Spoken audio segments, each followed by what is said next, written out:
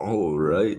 Welcome to Friday, February 3rd, the NBA show. And we're going to cue this randomized loop.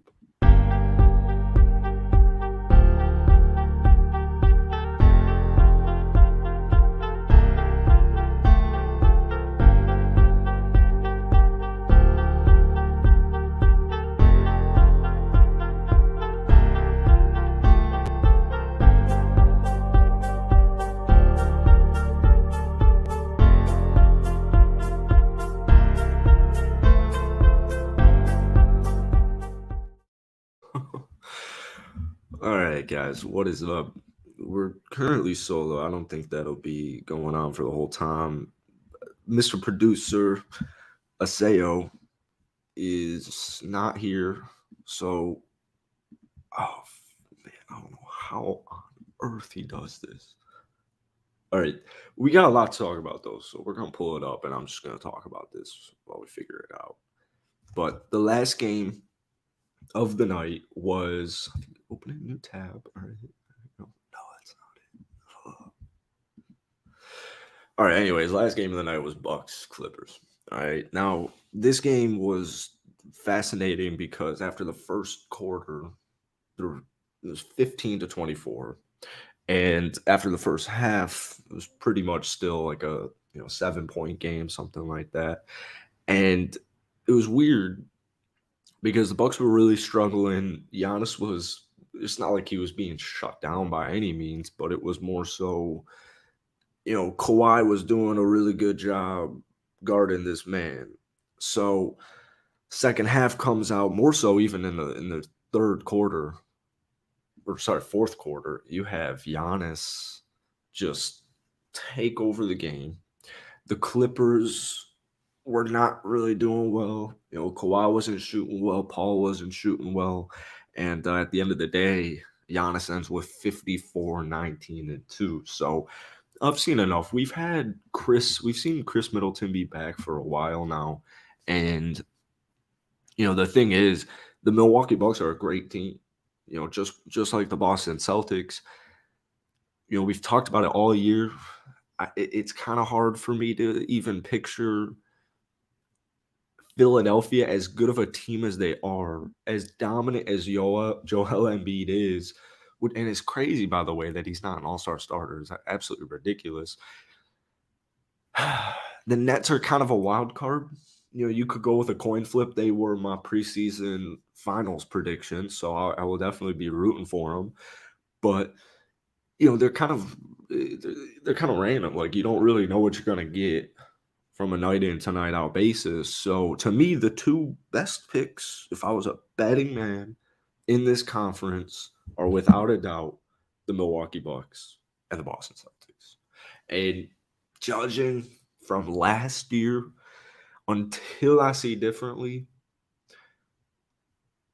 if those teams beat up in the Eastern Conference Finals at full health, obviously neither team will be fully healthy, but if they were to meet up at full health, it's going to be hard to not go with Milwaukee simply because Tatum choked in the finals. Sorry, Celtics fans. And, Milwaukee almost beat Tatum without Chris. So if Chris Middleton's healthy, I'm going Milwaukee, but we'll wait and see. All right, I have this picture. Oh, this is just a background. Oh my goodness. All right. Anyways, the Clippers on the other side, the Clippers are kind of tough because they choke every year.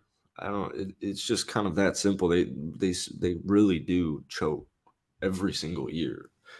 And this year, I guess you got the health and stuff, but I don't know, man. I don't know why the choking would stop this year. So I guess we'll wait and see. We'll see what happens. But let's go talk about the Lakers. This is not what I was looking for, but it's gonna work. No, it's not gonna work. Okay. is so frustrating. I don't know where Mr. Aseo is. Open image and new window. Oh, fuck this shit so much. All right. Sorry, guys. Give me 1 second. I don't know what on earth is going on here. What is being shown? Oh, no. I'm about one miscue away from just being done with this, and we'll do no clips. All right. That should be working when I go on screen. Bang! Not really. But I'm doing the LeBron here. All right, let's go to the LeBron Pacers game. So Tyrese Halliburton is back. Oh, here we go. Let's get into just some chats. What's going on, Eric White? Do you think there's any way Cavs could trade for Marcus Morris? Wow, that's really interesting. You know, I think Cleveland's kind of a team that could be flying under the radar. Marcus Morris, I wouldn't be surprised. Uh, I don't know how likely that is. I haven't seen Marcus Morris's name being thrown out in trade rumors too much, but that wouldn't shock me. I'm sure they don't want to get rid of Marcus Morris at all because he is very important to this team. He had a great first half, especially in that game last night, but he's also really reliable. Last year, I think it was averaging 15.4 points per game. So that's definitely, it would be, yeah, I think you're right, Eric White. That would be a pretty cool addition. And I think most trades with the Clippers aren't going to take too much. Let's do a little Cavs talk. So there was a scuffle yesterday. Dylan Brooks, Donovan Mitchell. But basically, what I was trying to say real quick was I wouldn't be surprised if the Cleveland Cavaliers were to make some type of bigger splash. You know, I think they're a team that's just kind of not being talked about too much right now. You know, there's players like Raul Neto, Dean Wade, Lamar Stevens. I don't want to say Jetty Osman because I don't think he would ever get traded. Isaac Okoro played good last night. He didn't miss a shot. They really, really, really need that to happen because, you know, we're looking at this offense right now. Cleveland, the Cavs can really only go as far as Mitchell is going to take them until Evan Mobley ascends into, you know, like a superstar talent. Same thing kind of applies for DG to PG. Their defense, I believe, yeah, they're ranked number 1 in the league on defense. But the issue is offensively, they're only averaging 111.6 points a night. And that is, in today's day, it's actually kind of crazy that is such a bad number. But that's a really bad number in today's era. That is the 4th worst scoring offense. So, yeah, Dylan Brooks. So basically, Dylan Brooks, you know, dirty basketball player. I don't know what's going on with Memphis right now. They seem to kind of be collapsing a little bit here. Second night, back to back. I don't know what on earth is getting into this man. I think Donovan Mitchell was done a little bit dirty, but at the end of the day, you still can't do what Mitchell did. You can't necessarily retaliate in that specific manner, or I guess most manners. So unfortunately, both of them got thrown out of the basketball game. I don't think Cleveland was going to lose it, though. I've completely established Dylan Brooks sucks. I've saw a lot of jokes yesterday saying he's getting his cardio in for China, or he's like learning Chinese right now, which basically is just like insinuating that he's going to get cut from the NBA and go to China. So kind of shitty for Dylan Brooks, but not for the Cleveland Cavaliers. Pretty underrated basketball team, but yeah, like I said, it's contingent on D Mitch. We'll see. I mean, he's just coming back from a groin injury. So I would be really pissed off if I was him based on Dylan Brooks. And for Memphis, it's time to figure that out, man, because this is not working for me. But you know, Jared Allen, Evan Mobley, I like Karras off of the bench, but I think you are right. I think you're on to something here. Dean Wade over K-Love. It's funny you mentioned that because I said something. Oh, and I got to talk about Rubio, but real quick. It's funny you say something or you say that because Kevin Love, to me was he was struggling so much. I know he went through a really bad. I can probably pull up his splits right here. He's going through a really bad shooting split, and this was like a long time ago. This was like 2 months ago or something like that. And yeah, it hasn't ended. Like this month, or sorry, last month, he shot 30.3 from the field, 23%.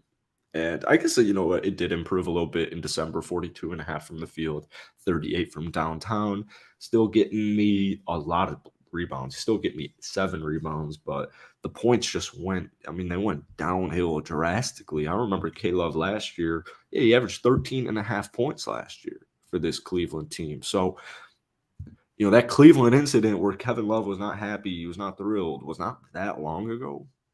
But this guy's getting the issue is how on earth do you trade Kevin Love? You know what I'm saying? How on earth do you trade Kevin Love? It's very difficult. Ricky Rubio is a stud, and he is definitely working his way back. What is up, Art H? We'll talk clip show in just a second. I talked clips a little bit to begin, but we can talk a little trades. I mean, DG's a stud. I agree with you. Dean Wade, to me, I really like Dean Wade. Isaac Okoro could be another piece that is on the not chopping block, but somebody that they could look to trade to, you know, better their team. Really, I don't know. Cleveland's in a great position, in my opinion. No, I'm sure you're familiar. I'm sure you remember because first off, it wasn't that long ago when they had 22 wins. I mean, this was less than 2 years ago. So great problems to have, and I would, you know, keep circle them as your team. That you never know what on earth could happen. We could do a little bit of a Memphis rant at the end of this video if you guys want it, but without Steven Adams, as most teams would be, you know, they're definitely strong. All right, what's going on, Art? All right, we're going to pull this up again because I've seen you comment this on a few times, and you know, we talk Clippers a lot, but I don't think we actually specifically talked about this this week. So, you know, last night's loss was, it was really tough, Art. You know, it was really tough. Hopefully a big to back Zubats. What do you think the Clippers are going to get at deadline? I think it's as clear as day for me. I need a point guard, and I need a point guard desperately. I don't think it should be Kyle Lowry. I don't think it should be John Wall. If John Wall gets bought out, yes, sure, go for John Wall. The issue is it's kind of tough to get point guards right now. But the reason I wouldn't want like a cat like Kyle Lowry, not even contract wise, is simply because if I'm worried about when Kawhi plays and I'm worried about Paul George when he plays, it's not like Kyle Lowry has a huge issue with that despite his age. It's more so if I'm the Clippers, I want reliable guys. Yeah, I would love Derrick Rose, but I want reliable, more younger players, kind of like Reggie Jackson. Reggie Jackson last year was a freaking dog. I don't know what happened this year, but he's still a dog, but he's not an efficient dog anymore. When I take a look at this team, you know, the fact that you lost, because you can flip this. I need more scoring if I'm the Los Angeles Clippers, and there's this huge logjam of players of very similar stature, right? Norman Powell, who is unbelievably awesome off of the bench. So I don't think it'd be Norman Powell. Marcus Morris, don't think it'd be Marcus Morris. I really don't. But I guess supposedly John Wall, there's no way John Wall has any trade value, unfortunately, or it's going to be very little. You know, Reggie Jackson maybe, but, you know, we'll see. I don't think he's in their best interest. So I got name circle. Terrence Mann. I don't want to trade Terrence Mann, but it might be something I have to do. Luke Kennard, great three-point shooter. Some team could definitely want him. You know, you got double BJ, Brandon Boston Jr. You have him where just one of your more younger players. Don't think Batum will get traded. Don't think Batum should get traded. Rocco, Amir Coffey. Point is, there's a lot of players at that position, so it's a logjam. And so I think they could utilize that. So I think they need scoring. Oh, hey, it's Mr. Aseo. Sup, pussy? Sorry, I was in the shower getting ready for work. I got to go. Speaking of sports, I got to drive to Kansas City. I'm meeting with a special. Patrick Mahomes. Sorry.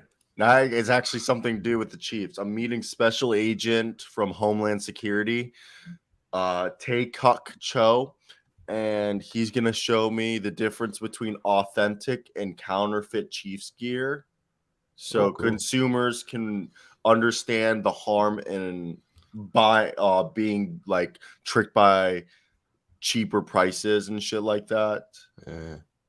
So kind of cool. It's just like I'm driving to work 40 minutes west, and then I just got to drive an hour back east for the interview because it's in Kansas City. Oh, this is that interview? Oh, for the news. Yeah. I got you. So sorry. No, you're good. I've tried to do clips like 2 or 3 times, or I tried to do the picture. I was sick of that, and I wasn't talking anything because I was just trying to figure that out. Yeah, I we're know. just kind of doing some clip talk right now. You're good. We'll get, this is the second Friday. By next week, we'll probably have Fridays down like this. It's just Fridays are my hardest day. I know you have things going on. You're a busy guy. Yeah, I don't know what business on Fridays the last 2 weeks have been busy. It's been a thing, yeah. So yeah, and I can only stay till like 8:30 because I got to dip. But well, so tell me about the Los Angeles Clippers, because Freddie Double V. Are you not even talking about the fight? Oh, I already talked about it. Oh, you did talk about it? Yeah. Okay, all right. Yeah, we can talk about anything. I just want to. No. I don't want to repeat anything that you've already talked about. What were you? Shoot.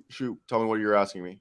Well, so basically, last night the Clippers had a lead after the first half. It's not like they were playing great. Kawhi, Paul George struggled all game. I believe as a duo, they shot 38% from the field. Bucks come back in the fourth quarter. So to me, this Clippers team continues to choke, unfortunately. So they need to make a bigger move like Conley, like Van Vliet at the point guard position, because they're having trouble closing these games sometimes. They're having trouble scoring the basketball in general. But they have a good defense, but they have this log jam of similar players like Rocco, Batum. They just have similar players. So I think they need a guard, and I think it desperately needs to happen. Yeah, dude, this is a conversation, and it's a great thing that a lot of the NBA insiders I listen to, everyone is a buyer this year. There are very few sellers in the NBA marketplace, which allows a lot of NBA sellers to overprice players because they know a lot of teams are desperate because there's a lot of parity in the league. With that being said, there is no point guard, whatever you want to call this position now, lead guard. There is none available that you can make an upgrade. You can go out on free agency and get yourself DJ Augustine if you want, or Isaiah Thomas. But besides that, look, the reason why D'Lo was rumored is he's an expiring contract. But the reason why the T-Wolves aren't trading him is there's no one out there that they can upgrade D'Lo for. Yeah. Okay. Kyle Lowry? Fuck no. The guy back-to-back games that had a 0 stat line in the first half. And then you got the other one. Who else have we heard? We heard Kyle Lowry for D'Lo. We've heard Mike Conley. It's all old guys, okay? And then the only young guys, D'Lo, and you're not trading D'Lo, okay? It's just a very, very dry, like, people don't realize how hard it is to find a good point guard. Why do you think Chris Paul has had a career? I mean, obviously Chris Paul's fantastic, but part of the reason why Chris Paul, Mike Conley, Kyle Lowry, all these older guys still stay around is it's hard to find a guy you can trust. Yeah. I mean, yeah, it's like what you're saying. And so, especially this year at the point guard, the issue is like, so I would love this team to make a move like Nazareth, right? But get a backup big, cheap backup big. Maybe you can pry something else out from them. Freddie and Mike Conley even are more. These are kind of big moves. If the Clippers were to make these trades, I would be fully bought in. And that's the thing is the Clippers. And I know Middleton's coming off the bench, but the Clippers did not play good basketball last night, and they lost to the Bucks by 1. And if anybody watched the end of that game, it was on at like 1 a.m. here. I was ready to go to bed. Kawhi Leonard goes to the right. He's got the ball. Giannis makes the most idiotic turnover I've seen from him ever. And they give the Clippers a ball. There's no timeouts, and this motherfucker Kawhi Leonard dribbles to the right side. He's got like a double team on him. He's going to the end of the court, and he puts that thing up there. And I thought it was Raptor Kawhi, and he airballed it. But they played so bad, and they were dominating, or not dominating. They were winning in the first three. So, Terrence Mann is interesting. Reggie Jackson, maybe he can get back to what he used to be.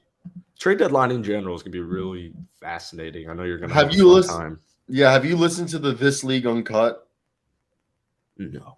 Dude, you got to listen to it. It's Crispy Haynes and Mark Stein, and it's good. Like on the last episode I listened, Crispy Haynes had like a pizza delivered mid-episode. It had an agent call in mid-episode. Oh, that sounds so good. Yeah, and then the other agent would be sick. Yeah, he had an agent. He's like, we got to pause the pod. And he's like, an agent's calling me, and like, but the best was like at the beginning of the episode, they did a little banter, and they were like talking about like the new style of like suits where they're the chinos, where they're above your ankle, and they're like, Crispy Haynes is like late 30s or early 40s, I think, and Mark Stein's like in his 50s. So Mark Stein was talking about, he's like, whenever I leave the house in the short pants, Mrs. Stein doesn't hesitate to tell me that I'm way too old to be wearing pants that short. It's like, yeah, he's probably accustomed to the Steven Silas. You ever see that joke? Silas just where Steven Silas wears the oversized suits. Yeah. Man, he loves them, and he looks like such a freaking dork sometimes wearing these oversized suits. But that's the fashion. From like 03, yeah. From 03. Yeah. That was the Charlotte Bobcats fashion. So also, it's so trade deadline. I don't know if this is where we want to go. We can do Bones Highland. He was somebody who was trending yesterday, and I can feel this on the Clips. What? Bones they do well. Clips. Yeah. Do you know?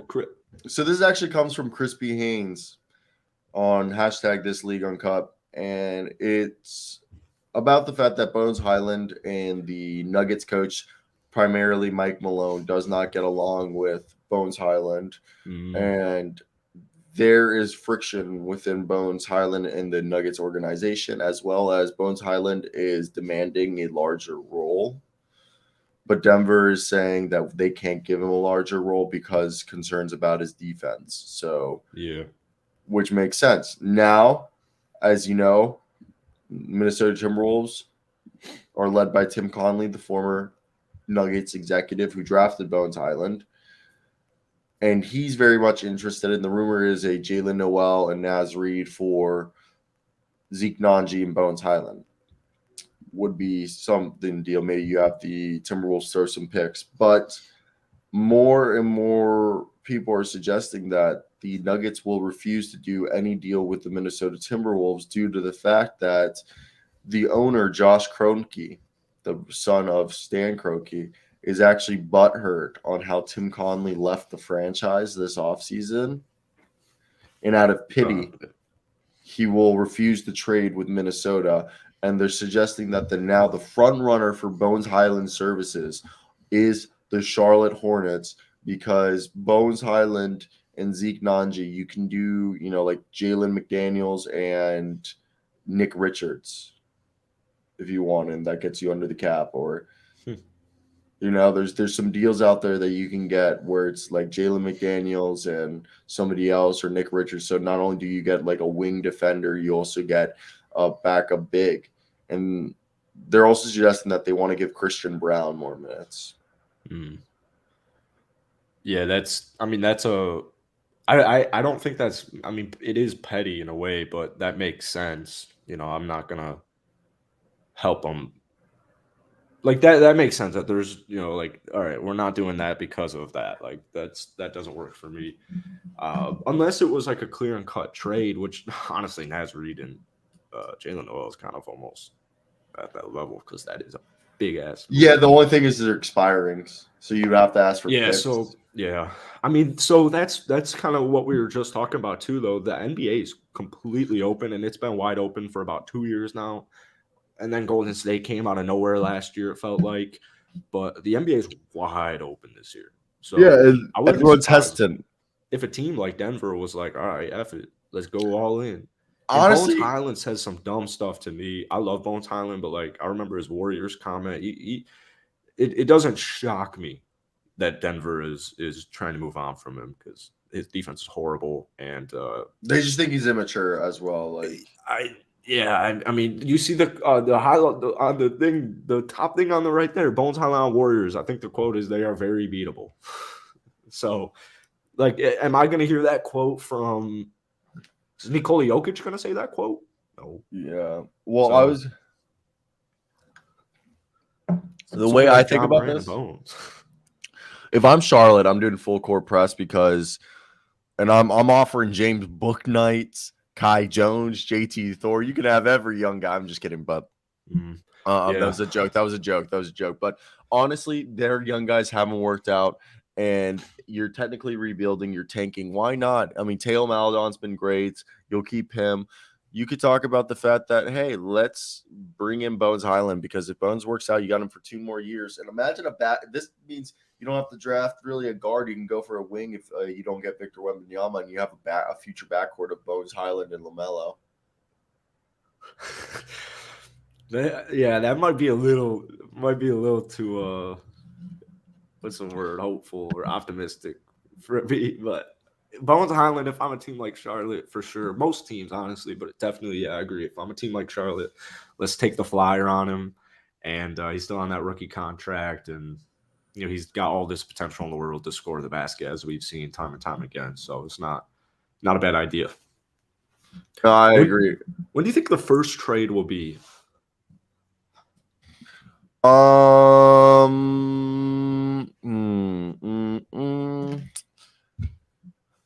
Dude, I don't know. I think the first trade will be Thursday morning, like Wednesday night, Thursday morning. Oh god, dude, they're gonna tease us all week, and it's gonna be a small one. I feel like. I mean, I think all the salary cap deals already happened.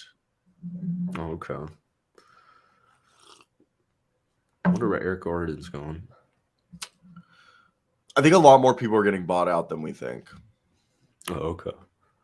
Like, I love a good buyout market. Who doesn't? I've heard Jay Crowder potentially is a buyout. I've heard Terrence Ross. I've heard Will Barton. I've heard.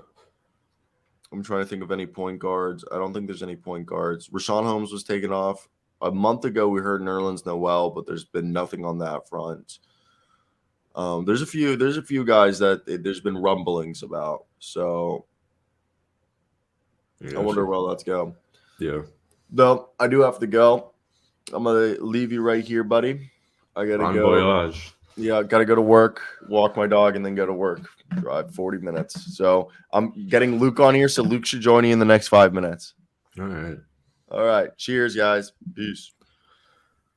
All right, ladies and gentlemen, we're gonna talk Nuggets Warriors because for some reason this damn Warriors team has no idea how to play basketball on the road. Like they have, and it's not all the time, but a lot of the time they have no idea how to play basketball on the road. In general, there's plenty of times where they don't know how to play basketball, and it's really frustrating, to be quite honest with you.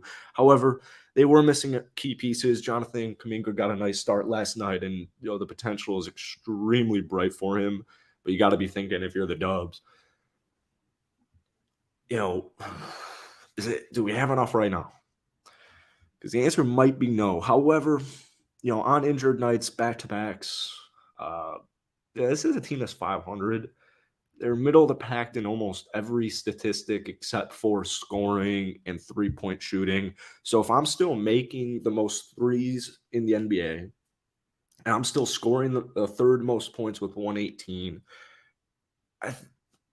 I just really want my team healthy. So obviously on the back-to-backs, we had Steph going, Poole's a starter last night. We saw Moody, we saw Jermichael, we saw Wiseman, we saw Ty Jerome. I don't think it's panic time at all in Golden State. And we talked about this a lot. But yeah, let's talk a little bit of Nugs. What's up, Nick Upton? How does this affect Steph's legacy? So I'm a huge Steph Curry supporter, but I do want to say on nights where Steph does bad, because he can do really bad. There are other times also where LeBron, if he were to ever do that, would get ridiculed till there's no tomorrow. But Steph Curry, to me, is one of the best point guards of all time, and he's probably the best point guard I've seen with my own two eyes. So I'm a little bit younger. Let's talk Denver Nuggets. This is a much different team than last year. Guys like Bruce Brown just coming off the bench, stepping up. KCP, big time deal. Defensively, they ranked 15th. Offensively, they ranked number 1. They're a top 5 scoring team. The thing is with this is that I think some people may not give the Nuggets credit for is, so yeah, obviously I have Nikola Jokic, so I have one of the best big men at the end of the day will probably be of all time. But also, yes, I'm getting Jamal Murray back, right? I'm getting Michael Porter Jr. back. So I think people just kind of assumed, yeah, we know what the Denver Nuggets are. They're getting these pieces back. And yeah, they're the Denver Nuggets. They're a good team. They almost went to the NBA Finals, and then Mr. AD Davis and LeGOAT James took them down in the bubble. And, that's probably a team where they'll be close to. Well, the thing is, not only has Jokic gotten better, not only has Jamal Murray gotten better, or I guess maybe better might be the wrong word, but Jamal Murray is back. He is back, and he looks fully healthy. They have Aaron Gordon, and Aaron Gordon has gotten better. Michael Porter Jr. is one of the best shooters in the National Basketball Association. I have KCP and Bruce Brown, and I've said this time and time again. KCP, and this is so crazy to me because KCP, I remember when he was with the Lakers and this man was missing shots, and this is why people don't realize sometimes the gravity of it. People wanted KCP gone, cut. KCP, 3-and-D starting shooting guard. It's one of the most important pieces you could have. I mean, truthfully, as far as when you compile everything, as far as health goes, as far as he played 50 games this year, health, money, impact, offense, defense. This guy is so freaking good. It is unbelievable. Bruce Brown. If you're a Nets fan, you know exactly what I'm talking about. How the hell did we lose Bruce Brown? How did we lose Bruce Brown? Thankfully for the Brooklyn Nets, he's on the West. Because if he wasn't, I've been calling for it for a while. Sean Marks, what on earth are we doing? But Jamal Murray, guys, last night, I know, if you watched it, the Golden State, they were leading after 1. The halftime was a lot closer. I think Nuggets were up 1 point. I mean, dude, this team they're really freaking good. And their defense, I think a lot of people, if you throw on like ESPN or whatever, and they talk Warriors last night or Warriors Nuggets, sorry. I think a lot of people would say that the Warriors are playing a very sloppy brand of basketball, which they are. But I think that's very discrediting on this Denver Nuggets team because their defense last night in the second half, I liked it a lot. All right. I liked it a lot. So I'm really curious to hear what the Denver Nuggets could do. If you guys have an opinion on this, let me know down below, in the live chat. Let me know what you guys think the Denver Nuggets should do.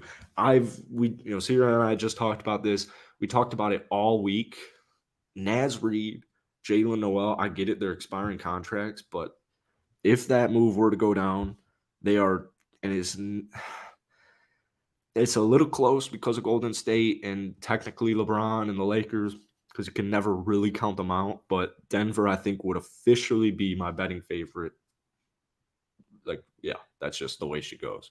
By the way, guys, hit that like button, hit that sub button for daily live NBA shows along with clips. Eric White, agree 100%. And I do think Karis LeVert for the Cavs is going to be a cat that is on his way out. But KCP and Karis LeVert, I mean, dude, you're so right. Imagine the Denver Nuggets right now if they had Karis LeVert as their starting shooting guard instead of KCP. And I don't mean it in a disrespectful way to Karis LeVert because I think he's a really talented player. We go back to those Nets days. Oh, my goodness. That man can put the ball in the basket. He still can. But, dude, defensively, it's hard to almost, what's the right word, quantify it. I'm not a nerd, so I don't know. No, I'm just kidding. I don't know how to say it to it, but Boogie was pretty important to Denver last year as a backup for Jokic. So Boogie, yeah, there's so much defensive issues with Boogie. I get it, but this man, I remember this very well in the playoffs. He played 10 minutes a night, and he scored 10 points a game. Right? What did Denver play? 5 games in the playoffs last year. Boogie came in, point a minute.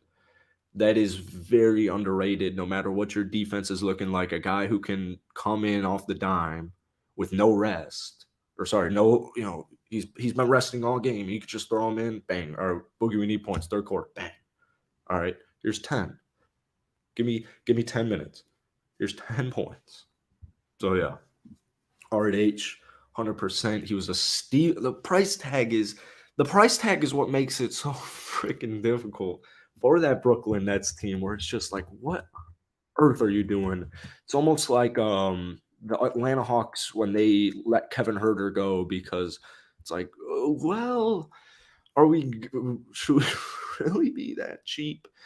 So Denver, I think, will make a move no matter what the buyout market's looking like, no matter what any of that stuff's looking like.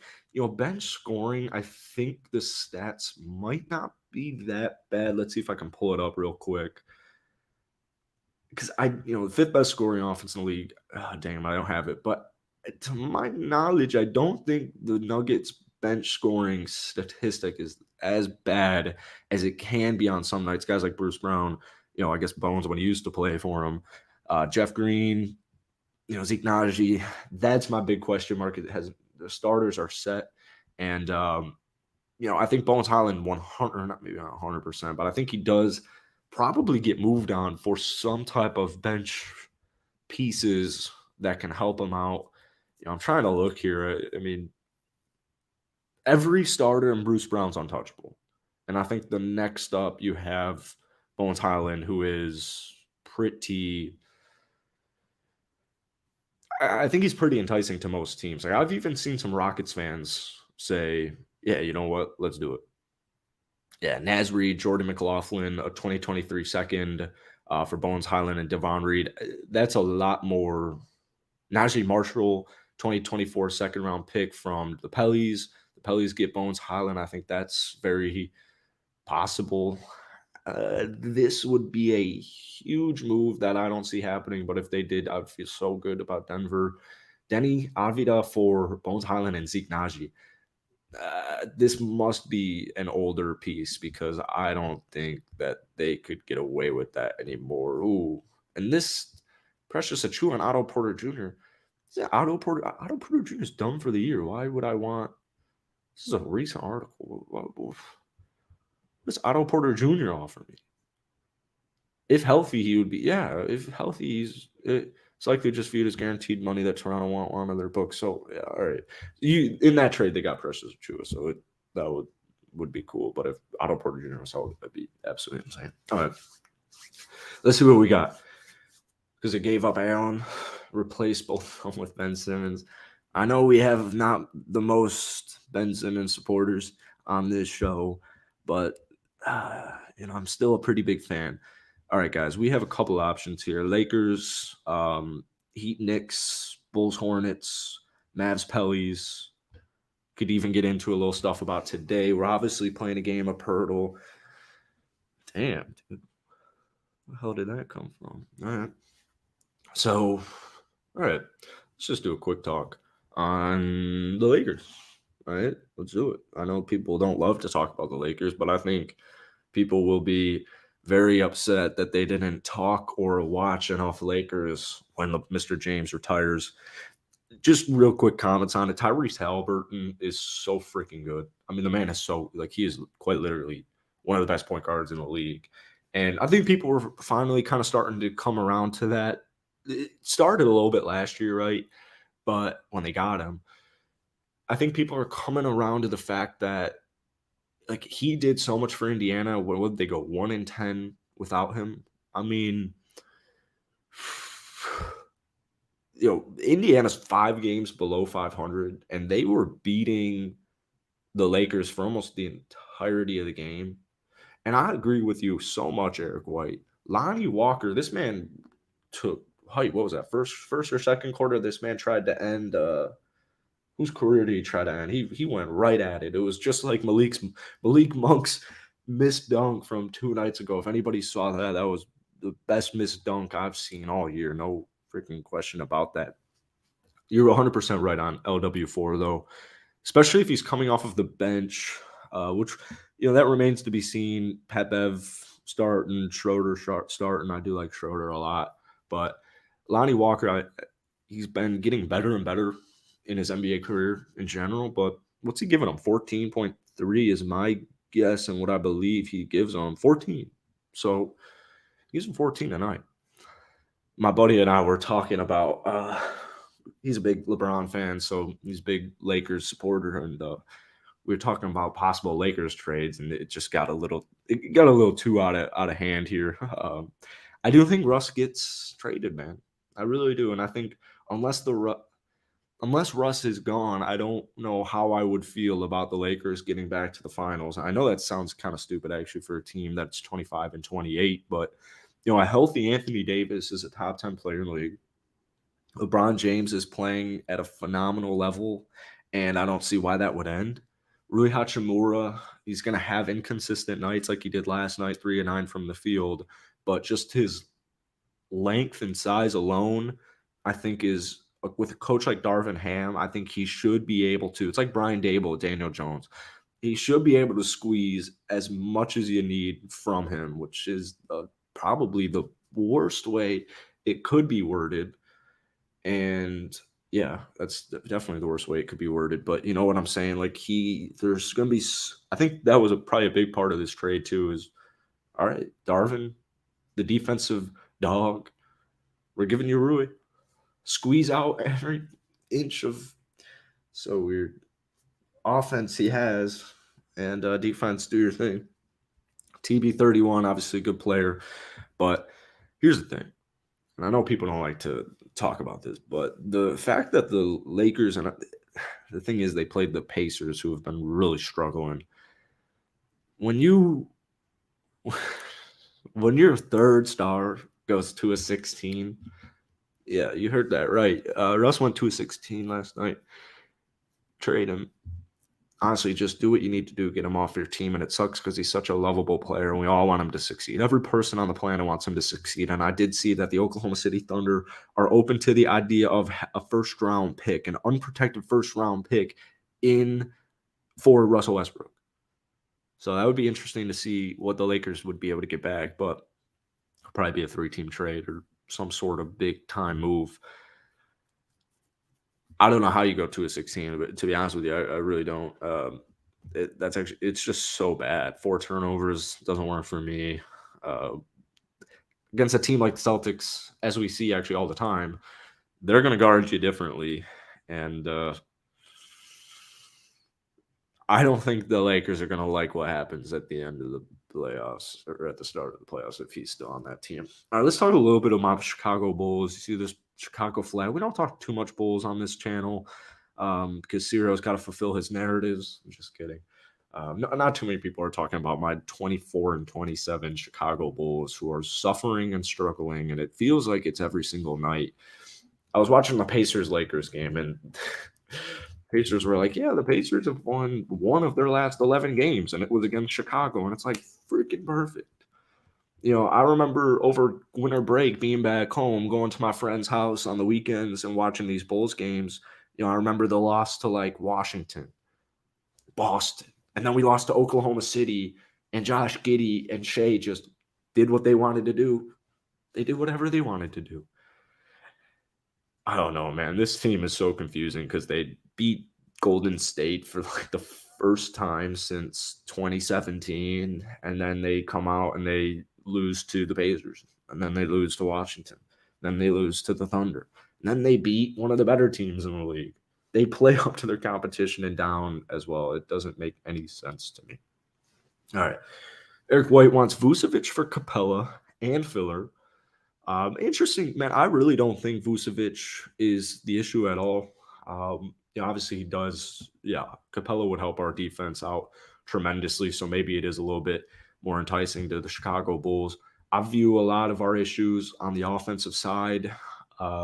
We do have rebounding concerns, and I've said it and I'll say it time and time again. I actually don't know how many times it needs to be said. Why does Andre Drummond not play? What is Billy Donovan doing that Andre Drummond doesn't play? Did he play last night? Yeah, exactly. 14. Oh my goodness. 14 minutes. I didn't realize that's how little he played. Andre Drummond. Let me just double check that. Yep. Andre Drummond played 14 minutes last night. 15 points, 11 rebounds. What's up with before the season? I'm hearing these rumblings. I just signed Goran Dragic. I just signed Andre Drummond. It didn't make sense to me at the time. Still were kind of interesting signings. And I'm hearing these rumblings.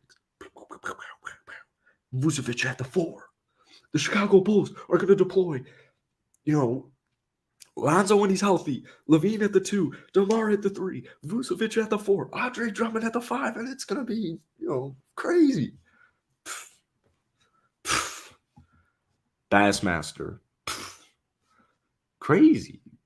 What's up with Lonzo? So his dad loves to say, he'll be back in the NBA. And then he'll hit you with I don't really know when that'll be. But he'll play in the NBA again. It's like, that was in the equation. Like, what, 24-year-old, 25-year-old Lonzo Ball there was a question he's not playing again? And then Billy Donovan, Lonzo will be like, yeah, man, I'm like just trying to, I'm feeling good. I'm just trying to come back into the league now, work the strength back up there. Then like the same day, later in the day, you'll hear Billy Donovan say, yeah, like he's not even close. Like if you think of how close you think he is. He's not even close to that. It's like, well, I was on Instagram a half hour ago and Lonzo Ball just threw that thing down. He's not even close to how close you think he is. It's like, all right, cool. Perfect.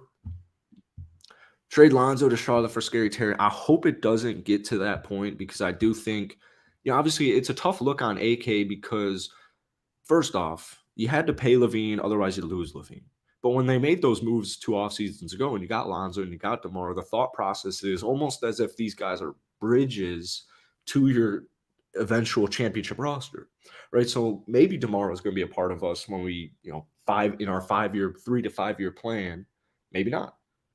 Maybe LaVine is, maybe not. Maybe Lonzo is, maybe not. I think Lonzo and LaVine were kind of the backcourt that they had envisioned, which I would love to see more of because it worked so good last year when they were healthy and we were the freaking 1 seed in the Eastern Conference and it was such a fun run.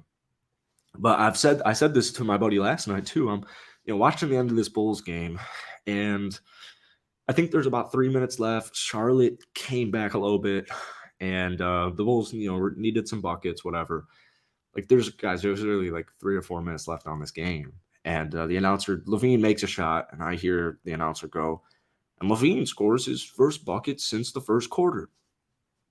Oh, okay. The guy I'm paying, $200 million to be in my number 1 option. The guy who scored almost 30 points a game last year hasn't scored since the first quarter. Okay, so cool. That doesn't work for me. And he had a huge block towards the end of the game. Great hustle play. And, I want Zach LaVine to work out so badly as our number 1 option. And, we don't really have an other option. The issue is with the Bulls, even if we get into the playoffs, I believe we're the 10th seed right now, is we can't, we're not healthy. Vucevic is nice. I like how we're running the offense more through him. I would assume we had a huge game last night. I think he had a season high at 22. No rebounds, no assists, classic line, but he shot 9 of 10. And the issue is Zach LaVine can't be a number 1 option, and DeMar DeRozan chokes almost every playoff time. So, as far as shooting. So, I don't know, man. I want to get back to the playoffs just because Chicago sports it's horrible. The Cubs suck. The White Sox suck. The Bears suck the most. The Blackhawks really suck. And, I had that taste of being that 1 seed last year, and it didn't work out. It sucks. It's stupid. I'm not having a good time. So just make it to the playoffs. I don't care if it's in our best interest or not. Let's talk a little bit of the Miami Heat, New York Knicks, because this was the game Cyro and I basically, if you guys are new here or if you haven't watched us in a couple of days, which by the way, hit the like button, hit that sub button. We are doing every single day a prediction of an NBA game. I'll give one off the books today. All right. But I blew him out in the first game by picking Celtics over the Nets, and we both took the Heat last night, and it was a close game. It was a very close game. The Knicks are starting to win these close games. Tyler Hero gives me concerns. He can't play defense, but I like where the Heat are headed at the same time because you have Bam Adebayo. It's hard to forget about Giannis on JD. The G stands for gets, but not last year. Once we get into the playoffs, Jimmy G can't really score on Giannis that well. Bam Adebayo's ascension it's really cool to watch. I mean, last night, 32 points, 9 rebounds, 3 assists, 11 to 16, 2 steals and a block. At the end of the game, it was, I think, a 2-possession game. They had the Knicks. I can't remember who made the turnover. It might have been Julius Randle, but somebody turned the ball over on the New York Knicks from like the inbound. And Bam Adebayo, I don't know how on earth he got the ball. I really don't know how he stole it. And he ended up getting fouled, and it would have been cool if it was an and one. Somebody hustled back, but Bam Adebayo is so good. I mean, he is literally so good. Jimmy just 10 points last night. You know, I like Max Strus a lot. I like Gabe Vincent a lot.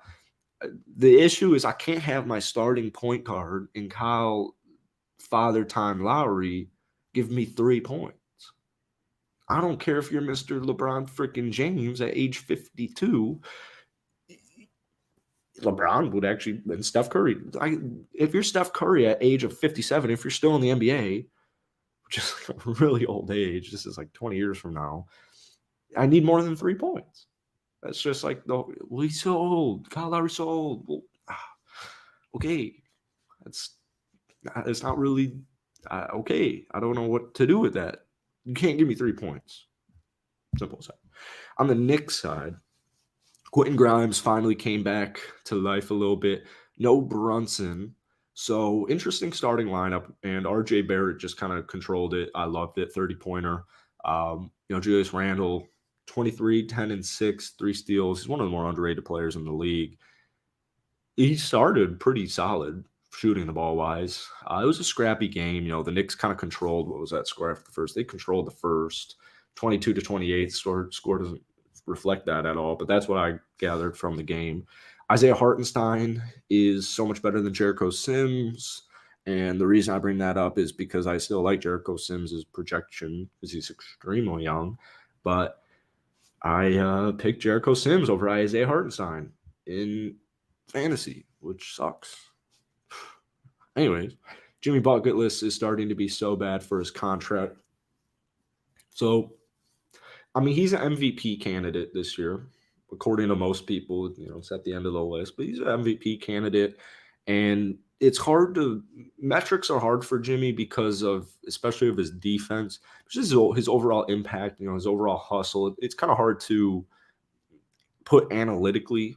So, you know, I'm not worried about Jimmy Butler, but the thing is,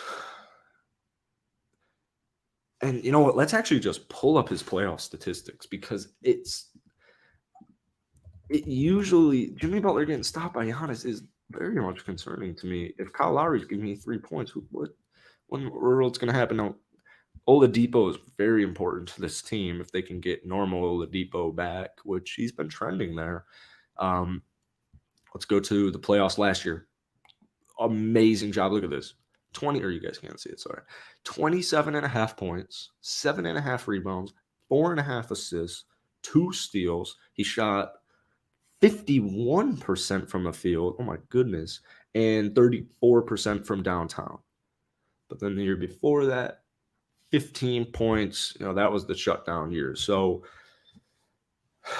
I really like Jimmy and I really like Bam, but I need a freaking point guard, man. I need a freaking point guard. Art, you know, who's texting me? Oh, sorry.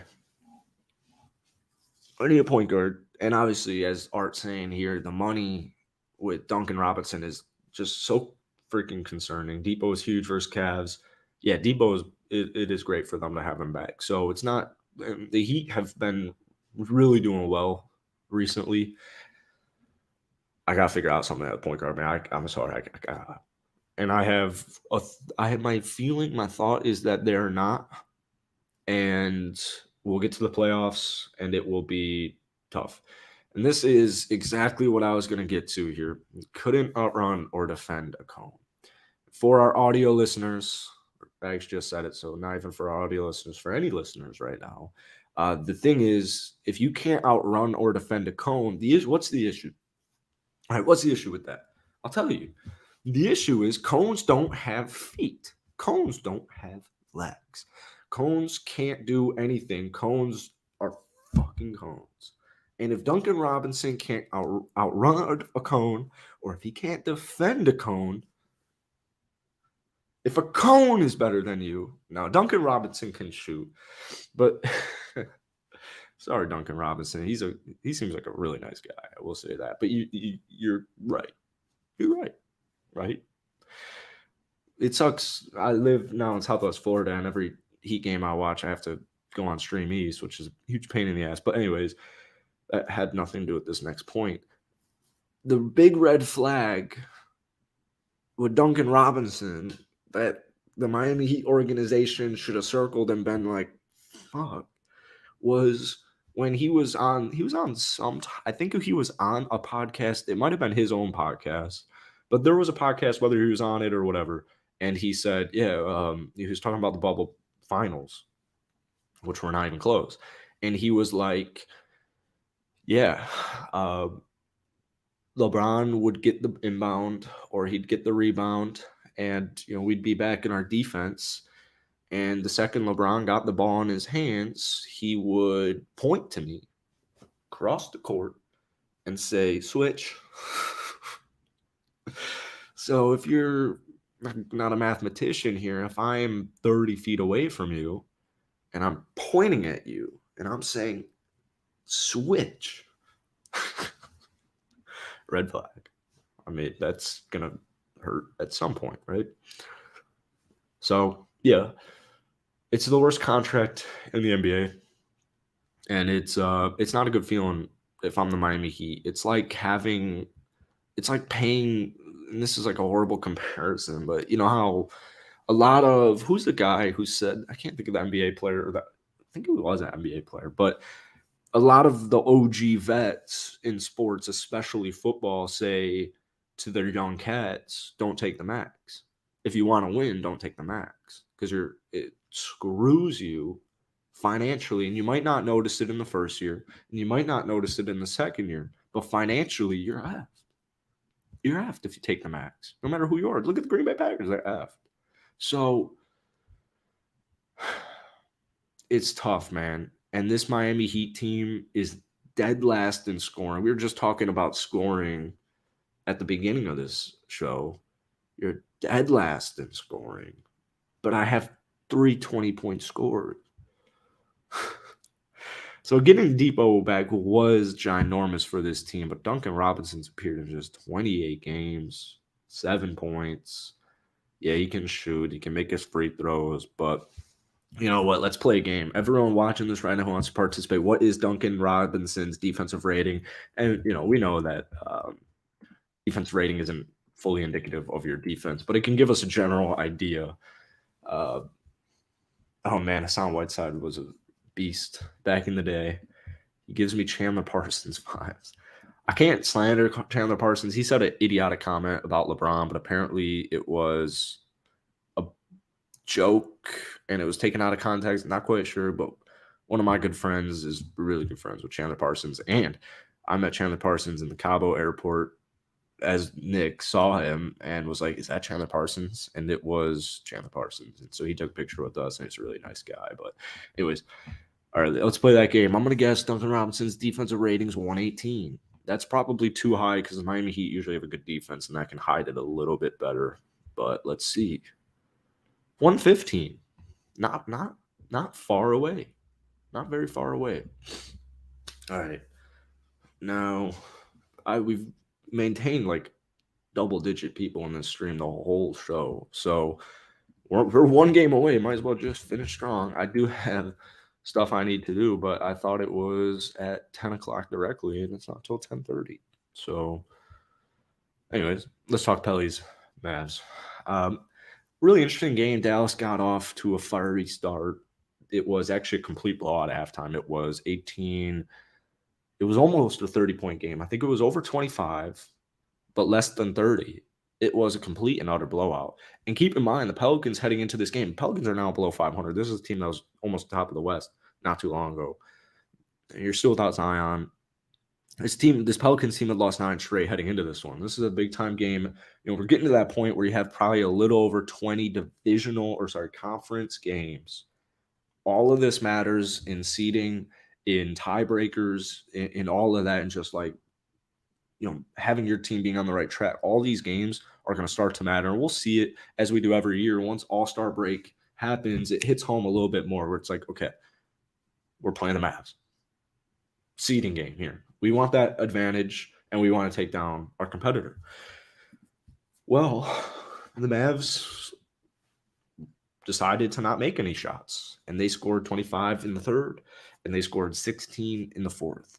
And New Orleans Pelicans came back, and they almost won the basketball game. And if the Pelicans could probably just make one more three, literally as simple as that, one more three in the game, they probably would have some way somehow came back. If they turned the ball over one last time and made one more three, the Pelicans probably win that basketball game, which you can take a couple of different ways. All right, we came back. Shoot, we've lost 10 straight. Well, CJ's a dog. Brandon Ingram's back. Ingram missed a close shot at the end of the game, but it was still looking grim at that point. We have talent, but we really need Zion Williamson back. I think 100%, regardless of this 10-game losing streak for the Pellies, that they're going to make a move. I have a feeling it's going to be for some type of ball-dominant guard, but as we talked about in the beginning of the show, point guards are few and far. Good point guards right now are few and far between, so it's going to be kind of difficult for them to find that. But to me, a best-case scenario for the Pelicans is if I found a ball-heavy, ball-dominant point guard that can hold his own. No disrespect to Jose or CJ, but that's the point exactly. And Zion helps a lot with just playmaking in general when he comes back. I want to be creative. I want to be versatile. If I have a ball-dominant point guard coming off of my bench, that I can play with CJ McCollum and get CJ going off ball and get him heated up. That's a good thing to have. So taking a look at this Mavs team, we've talked about it time and time again. And if I told you a player in the NBA went 4-19 and still finished the game with 21 points, you'd say, damn, Harden really struggled. Well, we're not talking about Harden today. Spencer Dinwiddie shot 4 of 19 and had 21 points. Luka Doncic did not have his best sauce, even though the 31 points might tell you differently. It was the struggle from downtown. He struggled from downtown, 2 of 7, and it's just something happened, shoot. But it is pretty fascinating because Tim Hardaway Jr. had a 3 of 18 game and shot 2 of 12. So if we looped all 3 of those players I just mentioned, that is 6 of 25 between the 3 of them from downtown, which I don't know. That's like a 7. No, it's not even. It's worse. It's like a varsity basketball game, depending on your high school. So those are not good statistics. Josh Green's been really nice, but we've said it. We'll say it again. The Dallas Mavericks need to make a move. It's very clear. Very, very, very clear. No Wood. So Christian Wood definitely gives you some scoring. And it was nice to see Dorian Finney-Smith knocking down some shots. But this team's biggest issue, there are a lot of defensive issues. It's not a good defensive basketball team. But I also have offensive issues for them. Let's look at the stat here. They are, this offensive rating-wise, they're the 7th. They're number 7. They're very efficient. They make the 3rd most threes in the game or in the NBA. They get to the free throw line a ton. They struggle so much rebounding. Oh, my goodness. They struggle so much passing the ball. dead last in rebounding, dead last in assists. Is not good stats. And they don't get too many steals, and they don't get too many blocks. And we'll talk about that in 1 second. They're the 24th highest scoring offense. Issue. That's an issue. That's a red flag. So, yeah, they can be really efficient sometimes, but they also don't score too much. And if I'm not going to score too much, well, I need to get it done on the other side. It's not horrible. Their stats aren't horrible. Okay, they play really clean game. They only turn the ball over 12 times, which is good for second in the NBA. Their defensive rating isn't great, but the points given up is good. They have good defensive statistics. They steal the ball. They block the ball, which is kind of crazy because there's no clear-cut rim protector on this team. But I guess teams are teams for a reason. So, yeah, I'm making a move if I'm the Dallas Mavericks. We all know that, though. I'm not telling you guys anything new there. So, I don't know why Cavs would want THJ. These rumors can't be true to want him with that contract. What is this contract? Before we play Pirtle, let's look up Tim Hardaway Jr.'s contract. Tim Hardaway Jr., I thought feels like he's been in the league for a while, which he has. 19 isn't too bad, but yeah, Donovan Mitchell's got that bag. Garland, they're gonna. You're right. You want to stay with a young team like that. You want to stay as flexible as you can. All right, let's play Pirtle. This is up on the screen. Thank you to everybody watching this day. No Luke. We'll be back here Monday, 9 a.m. Eastern time. Hopefully with some trade news. And hit the like button, hit that sub button.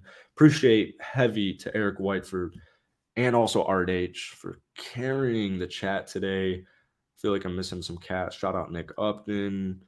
Wow, we only had 3 chatters today, and this was probably our best stream in a while. So appreciate all you guys who are watching in the background. That's what this show is about. It's interactive, but hey, also want to give you guys some value and keep you entertained. All right, that is going to be Rui Hachimura, right? Let's see. Yeah, it's Rui Hachimura. Not Rui Hachimura. All right, so Western forward, younger than 24, less than 6'8".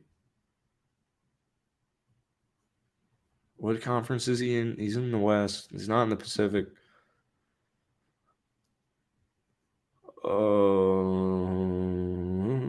Is he forward? I'm so bad at this game. All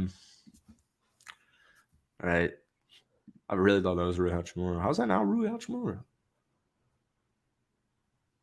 Man, it's so hard to think of players. I'm thinking Cam Johnson. Let's see. No, it was a bad guess. And I guess another Pacific. All right, it was just a horrible guess. It's just you can't get worse guesses than that. All right. It's less than 6'8". He's younger than 24. He's not in the Pacific.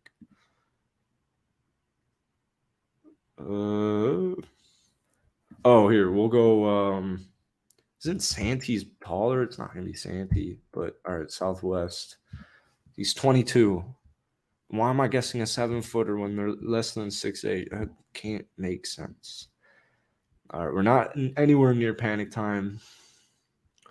But who the hell is in the Southwest? Why can you never think of it when it happens? Is this a Pelican? We're gonna go with that. Can't be Herb Jones. Can't be Trey. Right? It's not Herb, right? All right, we'll go Herb. Oh, okay. So he's a New Orleans Pelican.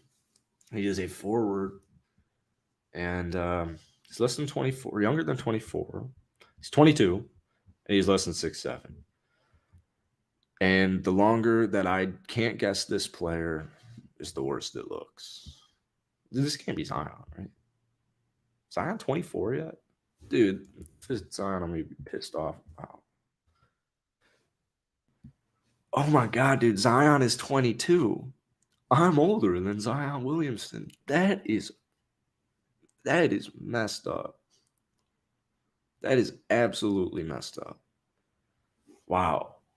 I'm older than Zion Williamson.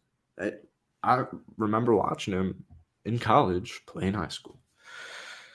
That is, it's kind of a reality check right there. Wow. Okay. Anyways, thank you all for tuning in.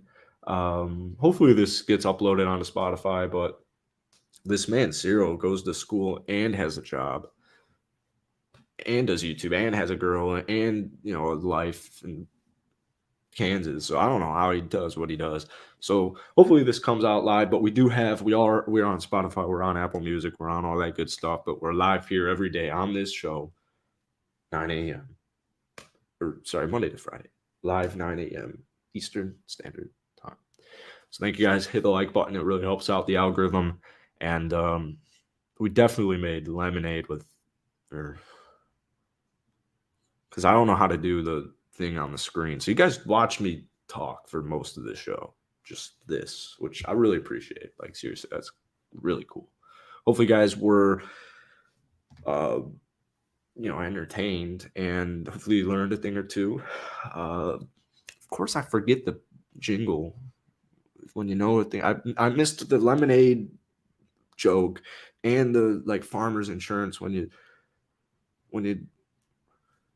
we know a thing or two because we've seen it and it didn't really make much sense. So, anyways, that's it. I got a call.